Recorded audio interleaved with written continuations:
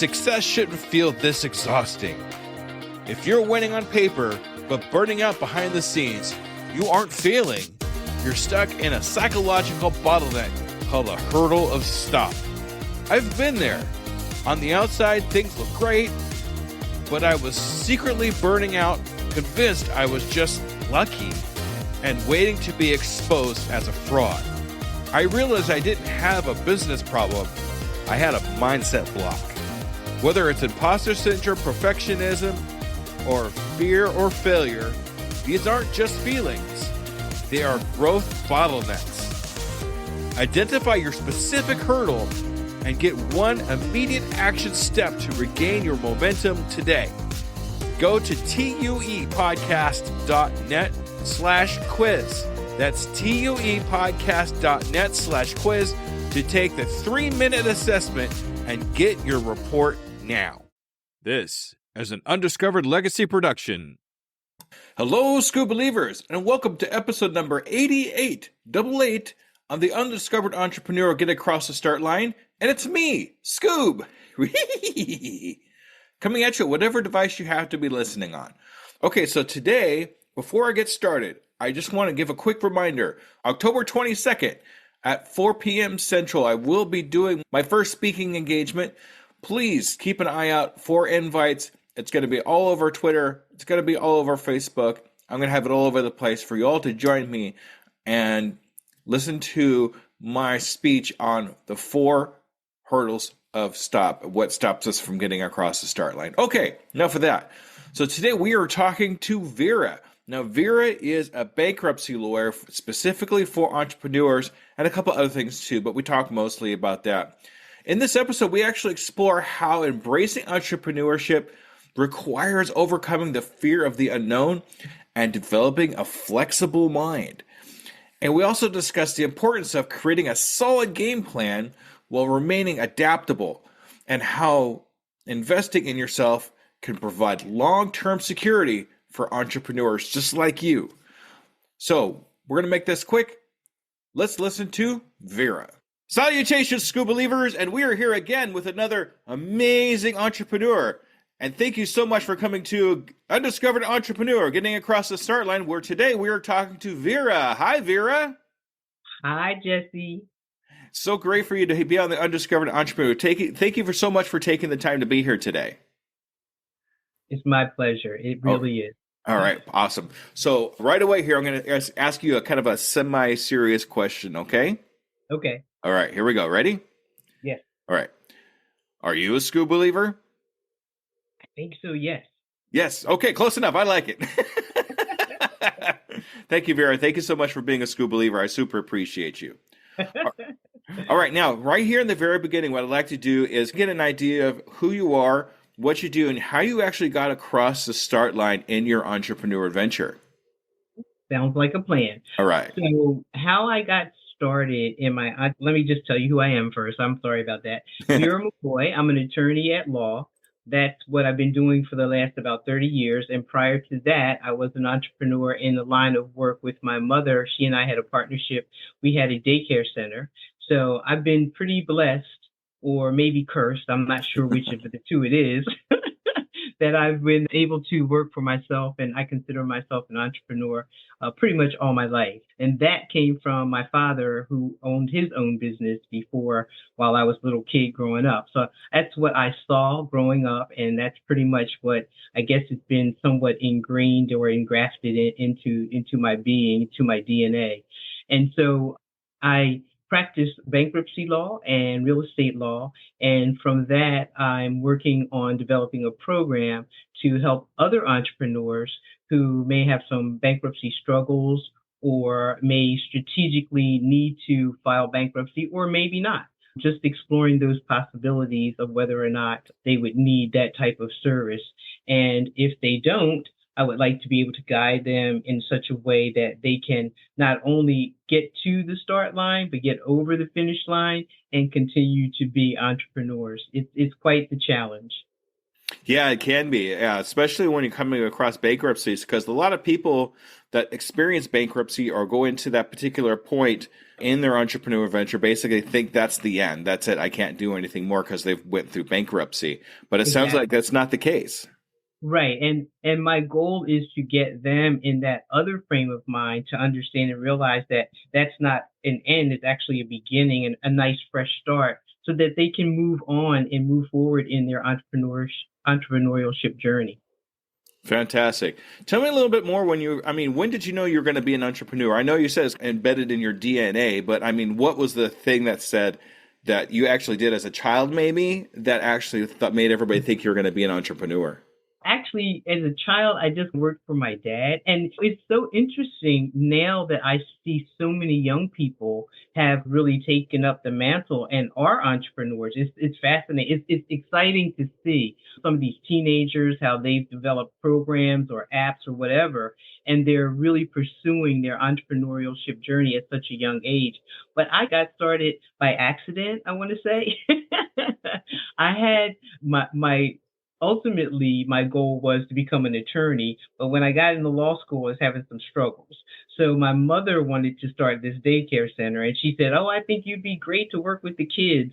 So I fell into it by accident, and I loved every minute of it. I really enjoyed working with the children. The kids were the most fun. We not only had fun, but we made it fun for them. And we had a program. They had to learn things, and it was pretty well structured. But just the joy of that whole thing and the freedom of it that it gave me made me understand that I don't know that I ever want to work for anyone else.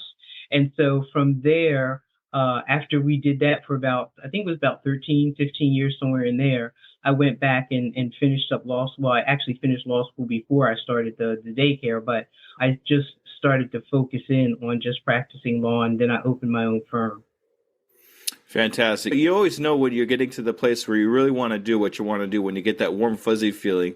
And it just sounds like you were able to help so many different people. And that's what a lot of entrepreneurship really is finding a way to be able to help others. Yes, yes, indeed, yes.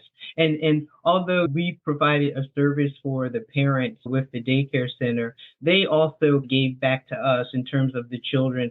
The kids were just so much fun, and they were so warm. And whenever you have like a bad day, not that you could have a bad day working with them, but they were little. So we had infants to about 5 years old, and they were just a lot of fun. And so they gave back to us as much as we gave to them, which is great. And as you say, being an entrepreneur is really all about servicing people and their needs. It's so interesting to be able to mold young minds like that to get them pointed in the right direction, or to at least be a part of pointing them in a specific direction to be better in their lives, Yeah. especially that young. I remember when my kids are like 30 and some odd now, so it's a little bit different now for me. But when they were young, it was so great. Their imagination was unhindered by everything, so Yeah. everything was a game and that kind of thing. And it's a whole different world to be able to work with children like that. Yes, it is. It was great. Yes, it was. All right. So what do you think actually holds us new entrepreneurs back from getting across the start line? What is your opinion on that? I think a lot of it is really mindset and the fear of the unknown. When you're working a traditional 9 to 5 job or whatever your traditional job is, and you're an employee, I think you feel as though you have a certain level of security because your employer is taking care of that, your finances, in terms of you're going to get paid at the end of your 40-hour week or however many hours you work.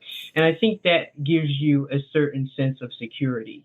But what I also think, and I think a lot of people miss this point, is that really isn't as secure as it appears to be. So I mean, at any given time, if the powers that be have determined that you're expendable, then they're going to give you a pink slip. And then what do you do? And so I think a lot of people, instead of really pursuing something that they're passionate about and something that they believe is really worthwhile, they become fearful because they don't know, of their fears of the unknown. They're going to launch into something and not really know, okay, is this going to be successful? How am I going to pay my bills? Of course, everyone has to have food, clothing, and shelter. And so those are just your basic needs. So how am I going to pay for my food? How am I going to pay for my shelter? How am I going to pay to keep clothes on my back? So with those three issues being the big things that you got to take care of, people, I think a lot of times are just very fearful. Some people have some great ideas, but they just are afraid to launch them because they're just afraid that, okay, I'm not sure how I'm going to make my ends meet. So yeah, and it's so true that you really don't have the security that most people think you do, because they could let you go at any time. How secure really is that? exactly. I mean, if you do a good job, great, but sometimes that's not good enough. I mean, you see, especially when COVID hit, you see a lot of people that were with their companies 30, 40 years, and they let them go. Right. That's what happened in 2008 when they had the recession. There was big people that was there for a really long time. They ended up letting go. So how secure is that really? Right, exactly. And it's funny that you mentioned actually one of the main pillars that I talk about in getting across the start line is fear. And it is a fear. It is a type of fear to not know. I mean, when you're looking ahead, you can't really see what's going to happen to the future. We become fearful of it because we don't know what's going to happen. And a lot of times we fear what we don't know. But we always think about, when we look at that, we think about the acronym for fear, which is false evidence appearing real. Yep, that's right. Yep. we have things we can do to keep things secure for us. But a lot of times we have to do it on our own. I mean, you can't get better than secure if it's going to be something for you yourself, because you only have one person that you could blame, yourself. Exactly. That's right. That's right? Exactly. Yes, that's right. So keep that in mind as you're going along and getting things started, even though it's feared, or even though it's scary.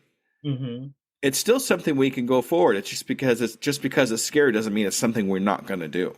Exactly. And I think how my mother and I approached it was we had a game plan, and we just followed the game plan. In other words, where we started the business at was a good location because it was there were a lot of new houses being developed. A lot of developments were around the area.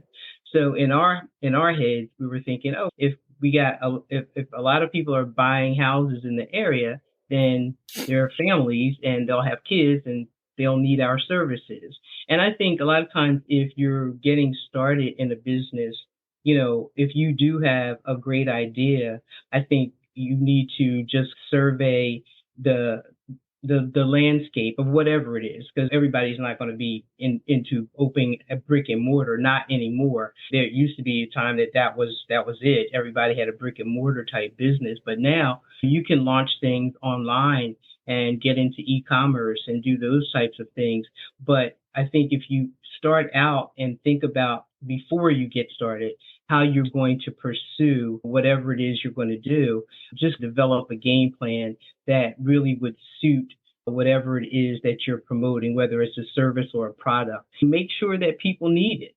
And I think once you get a real grip of that, then the fear should dissipate, at least a little bit anyway. Yeah, if we take the time to test the market and make sure it's something that people are going to need, or something you've heard that there's a need out there that you can actually help people with, exactly, then you're in a better shape. But failing to plan is definitely planning to fail. There you go. Absolutely. And if we don't make that plan, even though we want to get across the start line as soon as possible, we need to sit down and make sure we know what we're doing, what we're getting, how we're going to get across. All the steps that we need to take to get across the start line are all met. Absolutely. And I think once you do that, I think that puts you in a much better place of quote unquote security. You're doing what most other people don't do.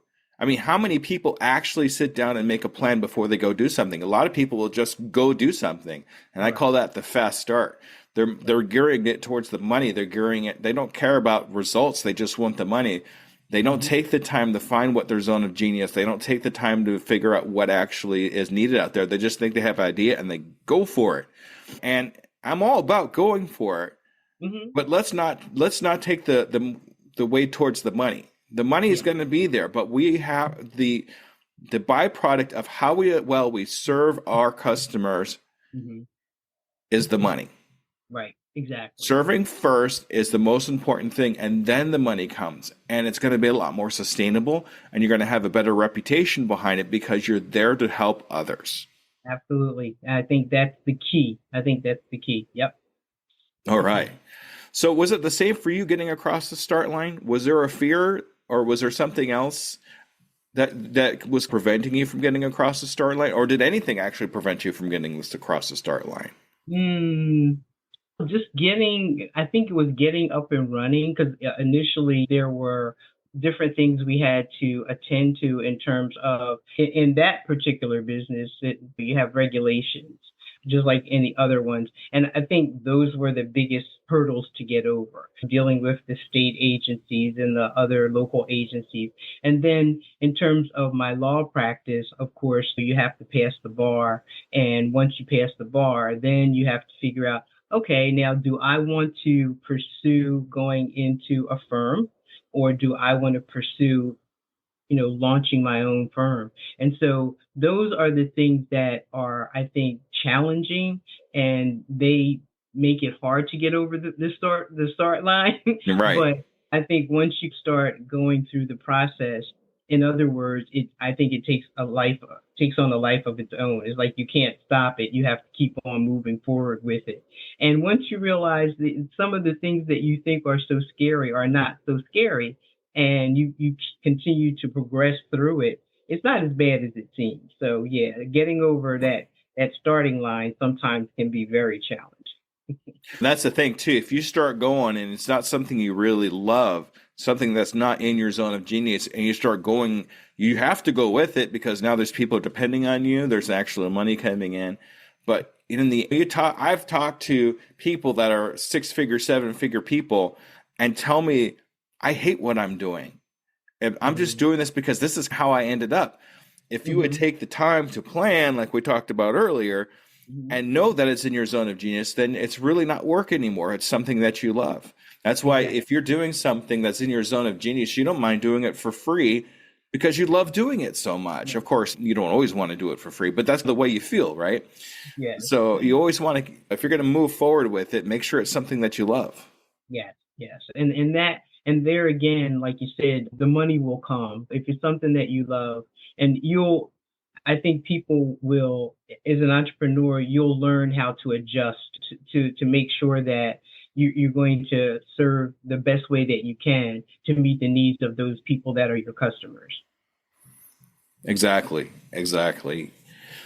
Meeting those needs are going to be the most important at the very end. As long as you've done the research and know what those needs are. If you take that fast start, you don't know what those needs are. You're just doing Right. it for the money, like we talked about earlier. Right. Yep. Exactly. So getting through the bar, I guess, was that the hardest thing that you had to do to get started? I mean, what was the hardest thing you needed to do to get started? The hardest thing I needed to do to get started was actually getting through law school. Right, passing the bar and that kind of thing. It's not like someone's going to hand you a rod and say, "Okay, you've passed the bar." It doesn't work Yeah. that way. Yeah, I had some challenges in law school, and I was on academic probation for a bit, and so that was actually when we opened the daycare center. Because my mother's, you're not in school right now. Why don't we try something else? And I was like, oh, okay, maybe so. So that's how I fell into it. And I just had no idea that I would love it so much. But once I did go back and finish law school and take the bar, I guess the redemption was I at least passed the bar the first time out. So I felt good about that. Good, congratulations on that. Definitely, Yeah, definitely. yeah, that was great. But the challenges I think that a lot of people face in the beginning is really just overcoming the fear of the unknown.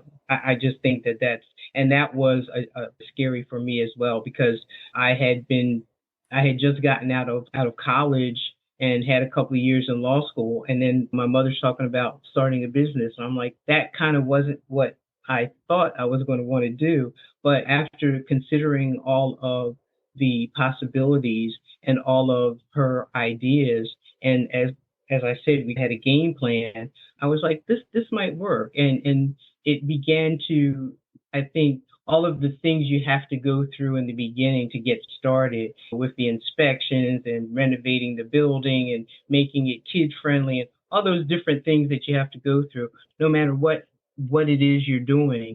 I think those are the things that are the biggest challenge to getting started. Because I think a lot of people in that phase of opening their business, they're fearful of going through that. And those challenges sometimes really defeat people before they even get started.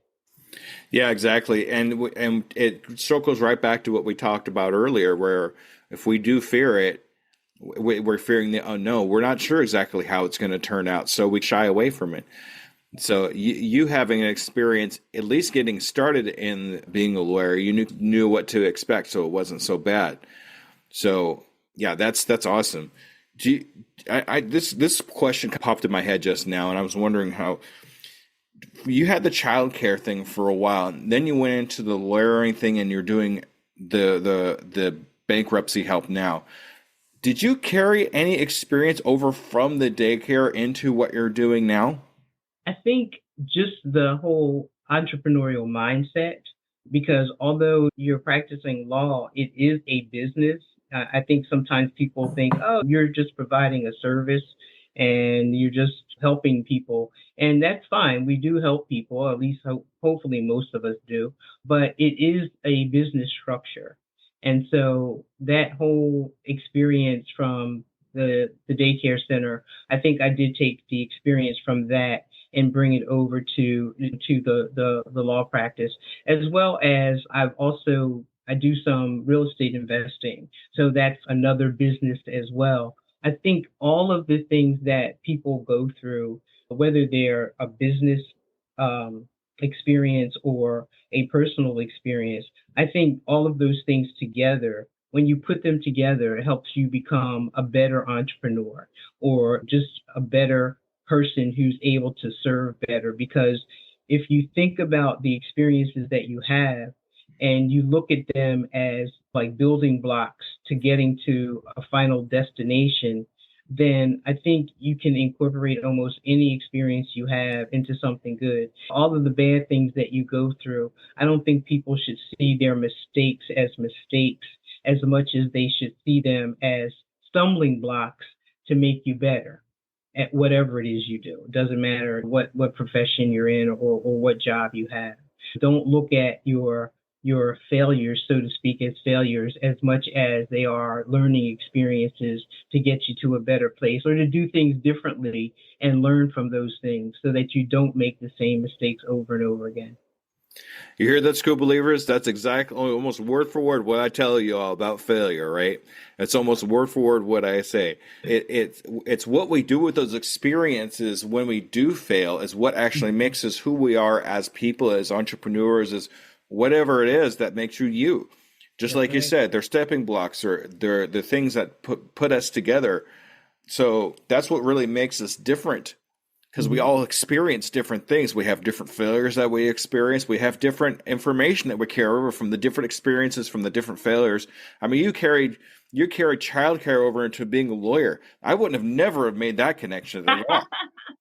I really wouldn't have. But the experiences you had starting the childcare company helped you learn how to be an entrepreneur, and being a lawyer is an entrepreneur. It really is, because you have to market yourself and find clients. Yes. If you don't go out there and actively find clients, you're not a lawyer because you're not representing anybody. No matter what you see on TV. Right? Because you see the lawyers on TV, they have clients already. It's built into the script, right? It doesn't work that way. Yeah. Yeah, it doesn't work that way. And you know, what I'm hoping to really achieve with the program that I'm developing is to get the financially challenged entrepreneur to go into a place where they're actually investing either in real estate, because that would provide them with a hedge around themselves so that they don't find themselves back in those financial challenges, or into some other type of investing. It doesn't have to be real estate. It's just that that's what I happen to do, kind of like as my side hustle and working towards retirement so that can be my full-time gig.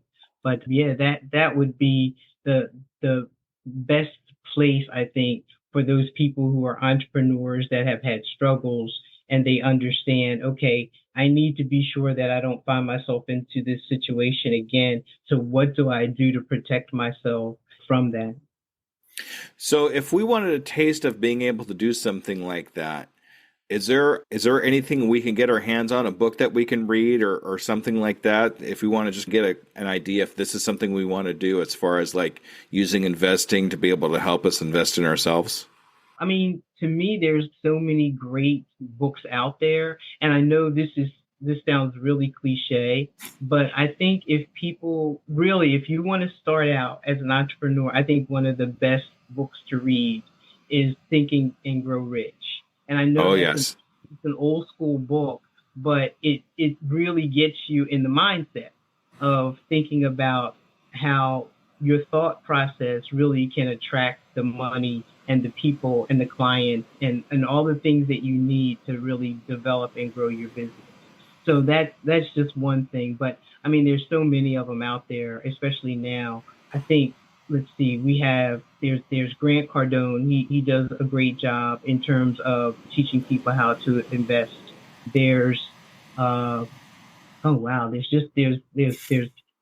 lots of them. Tony Robbins doesn't necessarily promote real estate investing as much as he promotes the whole mindset piece. He's really good at promoting that. And then you have, like I said, some of the old school ones. There's John Maxwell. He promotes leadership. There's Zig Ziglar. I mean, these are all people that I've read and I've studied because they are people who really help you not just develop as an entrepreneur, but they help you to really improve your own yourself. It's a lot of self development that goes along with becoming an entrepreneur and hopefully a good one. Yeah, I have completely, you wouldn't even recognize me 4 years ago. I was a whole different person before I There you started go. this whole entrepreneur adventure thing. Okay. I wasn't a great person. I'm going to be honest with you. I was not a great person. But once I started doing the podcasting and learning how to actually communicate with people properly, and then changing my mindset about how I treat others, Mhm. it really made a big difference in how I treat myself. Really is how that ended up working. Just a side note, shameless plug, sorry. If you want Think and Grow Rich, it is in my website under I gotta remember now. Thank you, editing. Resources. Resources. So Okay. if Yep. you go to my website, tuepodcast.net, go to Hmm. resources, and I have a lot of books there. One of them happens to be Think and Grow Rich. The other one is Rich Dad Poor Dad. Yep. I was gonna mention that one as well. I actually had the pleasure of interviewing on my podcast Sharon Lecter. Oh, She yes, she was co-author of Think and Grow Rich. She's a great person to work with as well. She is a CPA, but she helped co-author that book, and she does a lot of real estate investing. So she and her husband, they're just both great people. I've done work with them, so yeah, that's a shameless plug for them. I really love them. They're good people. They're good people. that's awesome. If they're looking for to guest on another podcast, let me know. Okay. Yeah. All right. Okay, I Okay. will. So up to this point, I mean, you've had the child care center, you have what you're doing now, you have the whole lawyer thing, but can you tell me one or two major accomplishments that you've set for yourself that you're really glad happened to you, like some really good accomplishments? Wow, that's a great question. I think working at being a good mom, being a good daughter to my parents, those seem like those are mundane, but doing those things, hopefully I'm a good wife to my husband. I don't know, you'd have to ask him. But those are are small accomplishments, but they're great accomplishments in terms of me really looking at myself and hopefully developing myself into the best person that I can be. Those are major accomplishments. And in terms of professionally, being recognized by a couple of organizations that have seen fit to look at me and think that I've done a good job, I appreciate that. So yeah, those are a couple of things I got recognized for, and those have been things that I've really appreciated. People have taken the time to recognize what I do, and I'm hoping that moving forward, I the program that I develop, I can have a bigger impact on more people and maybe become recognized for that as well. Helping those entrepreneurs just like you're doing to get to the first part, the beginning line, and get to that finish line as well. So yeah, the major accomplishments have been just really helping a whole lot of people and hoping to help a whole lot more. There you go. Yeah, getting across the start line, helping people get across the start line. Being a mom is the hardest job in the world. That's what I always have said. Yes, I, parenting is really my hard. wife, you want this job? I'm like, no, you keep this job. I'm going to keep doing what I'm doing over here. Because I've seen what moms have to go through on a daily basis. And I mean, everything from my son's going to be turning 18 here next month. And then my oldest son's 32 and my youngest daughter is 28. So I've seen the whole spectrum happen a couple of times. That's right. And I got to tell you, moms out there, my hat's off to you for sure. 100%. I agree. Yeah. Multitasking is an everyday event with them. Multi-thinking too, which is I'm terrible at. That's the thing. I think the thing that's the hardest part is, even though you get them from infant to 18 and you think that's a struggle, but the hardest part, I think, is the ongoing parenting. It's like when they become adults, because you can see some of the pitfalls and you try to explain to them, okay, don't do that. Don't go down that road. But then you have to realize, well, they're adults. They're going to make their own decisions. And that's a rough thing to go down, because it's like you want to stop them, you want to hold them, but it's like they're not going to learn anything if you stop them. That's right, and you can't stop them anyway, because they're going to do what they want. So, all right. So hats off to the kids too. Thanks. Okay. True. All right. So in this podcast, we talk to new entrepreneurs that are just getting across the start line. Mm-hmm. So what kind of advice would you have to entrepreneurs that are just getting across the start line? Number one, I would say, like we said before, develop a game plan, decide what it is you're going to do in the thing that you love to do. First, you got to really figure out, okay, what thing is it that I am passionate about? Because like you said before, if you're not passionate about it, then it's not. If you're just focusing on the money, that won't sustain you, and then you'll end up hating it, and that's not the point. The point is for you to make money as something you love to do, because that kind of, to me, is really what being an entrepreneur is all about. So I think really get a game plan.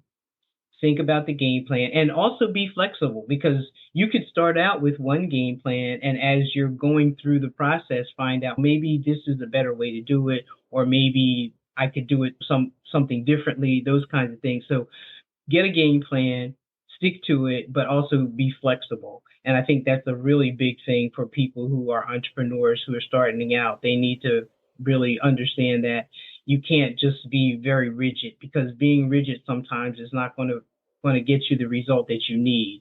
So I think that's one of the biggest things of getting over that beginning starting line. All right, fantastic. We'll definitely make sure we do that. Make a plan and be flexible about it, because there is going to be times where you're going to have to pivot. You're going to have to change brands. You're going to have to fix things up a little bit to make them even better than they are before. So we can't just stick to one thing the whole time and just hope it's going to work, right? Yeah, it's exactly. Like they say, if you do the same thing over and over again, nothing's going to change, right? That's right. Nothing's going to change. Yeah. All right. So before we started recording, we actually talked about a program that you were putting together. Can we talk about that a little bit? Yes, I would love to. Thank you so much for bringing that up. The program is geared towards new entrepreneurs, just as your show is.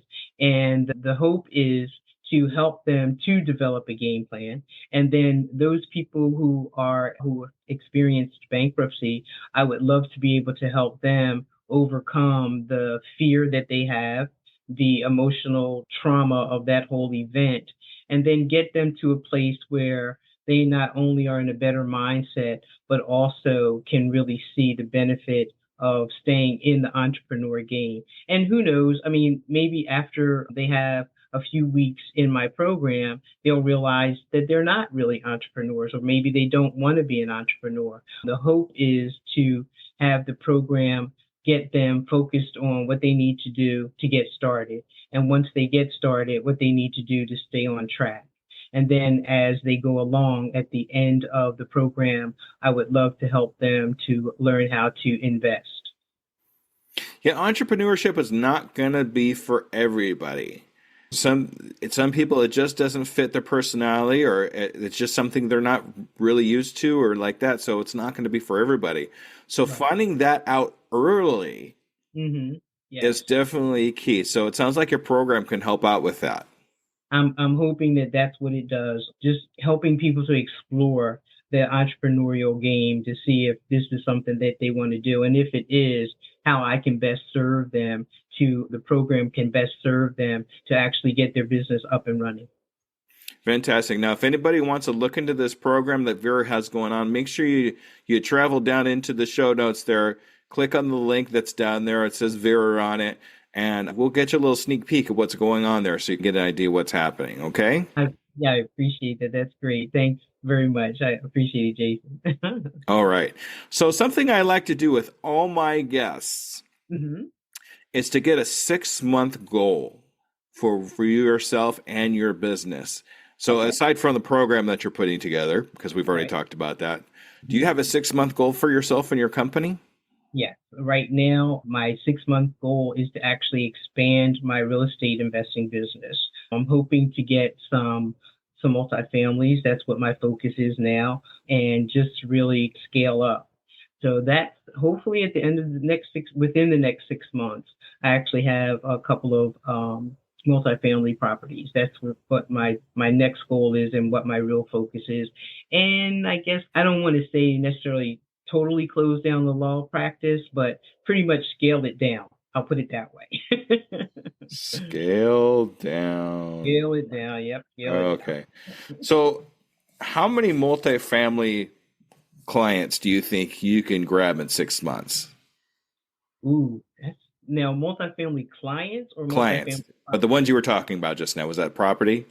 Oh, you mean what I was talking about was actually some apartment buildings? Okay.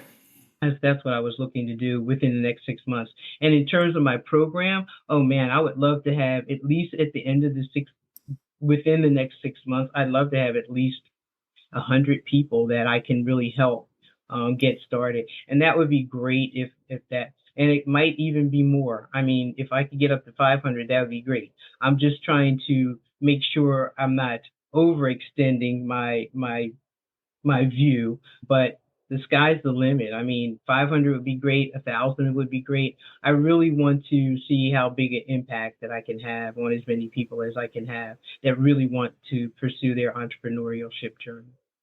All right. That's good. So here's what we're going to do.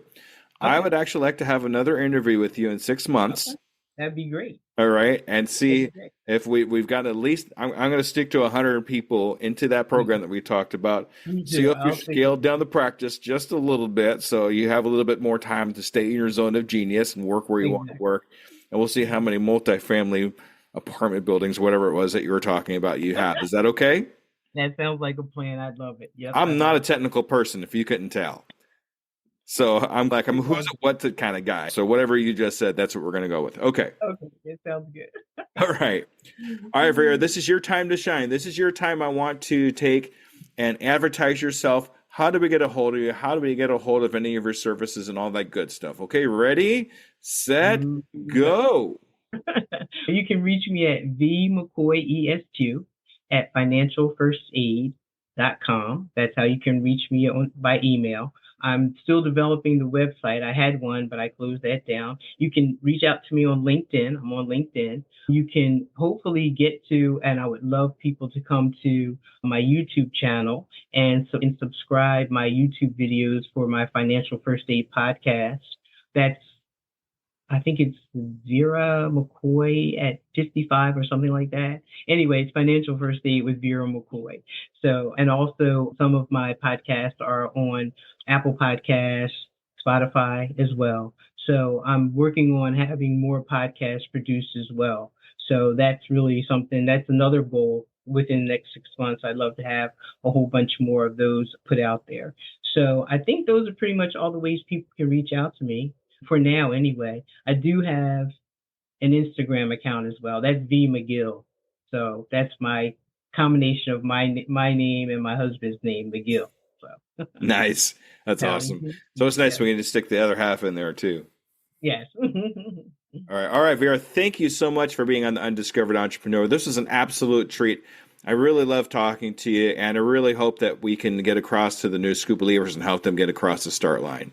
Yes, indeed. Let's help push them over there. Let's push them and pull them. Okay. There you go. Thank you so much for having me, Jesse. It was a pleasure. I've got to check out the Undiscovered Entrepreneur, not just while I'm on it, but your other programs as well. I can't wait to see them. Thank you so much. All right, Scoob believers. Make sure you stay tuned for the wrap up. All right, everybody. Thank you. Bye-bye. Bye-bye. All right, Scoob believers, that was Vera. What a fantastic interview we had with her. And here's the couple takeaways I have from that one. Your past experiences are not failures, but stepping stones to success. Embrace every challenge as a learning opportunity that shapes you into a better entrepreneur and a stronger person. And that doesn't have to happen with just entrepreneurship, but it can happen with every step of your life. Everything you do, even though it might be kind of bad at the time, but it's a learning process. We learn this way as humans, and I think that's fantastic. And don't let fear of the unknown hold you back from pursuing your passions. Create a flexible game plan. Take the first step across the start line, and remember, true security comes from investing in yourself and in your dreams. So when we talk about things like that, it's not just investing in the current thing that's going on right now. It's investing in your future. Whatever we can do to make our future better and invest not just money. It doesn't always have to be about money, but invest in time, invest in relationships, invest in things that you know is going to help you in the long run. And with those fantastic words, I'm going to say thank you very much for listening to the Undiscovered Entrepreneur Get Across the Start Line, and I will see you next week. Goodbye, everybody. And there you have it, future entrepreneurs. We've taken another step towards our journey to get across that start line. Remember, every great business starts with a single idea and the courage to pursue it. You've already shown that courage by joining us here today. As we wrap up this episode of The Undiscovered Entrepreneur, I want to remind you that the start line isn't as far away as you might think. With each bit of knowledge you gain, each fear you face, you're getting closer to launching your dream. Until our next episode together, keep pushing, keep dreaming, and most importantly, keep taking those steps across the start line. They'll all add up to big strides in your entrepreneur adventure.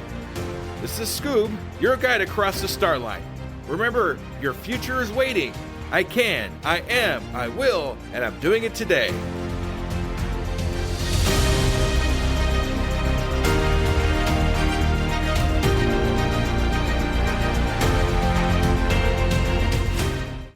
Hello, Scoob believers. Let me ask you a real quick question. How many cups of coffee have you had today? 3, 5, 7? And let me guess, you've got a Red Bull in the other hand just in case, right? Yeah, I see you. Now, here's the truth bomb nobody wants to hear. You're not building a business. You're building a caffeine dependency. Listen, I get it. When you're grinding 12, 14, 16-hour days, you're building something from nothing. When you've got payroll to meet, investors to impress, and visions that won't wait. You need fuel. But what if I told you that the fuel that you're using is actually slowing you down? What if the very thing that you think is keeping you sharp is actually making you dull? Enter Rise Coffee. This isn't your grandma's mushroom tea. This isn't some hippie wellness trend. This is science meets performance. And here's what makes Rise different. Less than half the caffeine of a regular cup of coffee. But here's the kicker. You won't miss it. 6 organic powerhouse mushrooms, including cordyceps, what Olympic athletes use, and lion's mane, what Silicon Valley biohackers swear by. Sustained energy that doesn't spike and crash. We're talking smooth, clean power from morning to moonlight. Crystal clear focus without the jitters. Imagine closing the deal with calm, confident mind instead of the caffeine chaos. Gut health and immune support, because what's the point of building an empire if you're too sick to enjoy it? So here's the challenge to you. Stop borrowing energy from tomorrow. Stop running on fumes and call it a hustle. Stop wearing your caffeine addiction like a badge of honor. Real entrepreneurs optimize, real entrepreneurs adapt, real entrepreneurs win. You can't win if you're crashing at 2 p.m. while your competition is just getting started. Break the cycle. Head to risesuperfoods.com right now and use code PODNA15 for 50% off your first order. That's PODNA15 for 15% off. Try it for 30 days. If you don't feel the difference, if you don't feel sharper, calmer, more focused, more alive, then go back to your 6-a-day cup habit. But I'm telling you, you won't, because once you feel what real energy feels like, you'll never go back. Ditch the addiction. Fuel your empire and rise up. Rise Coffee, energy that builds, not burns.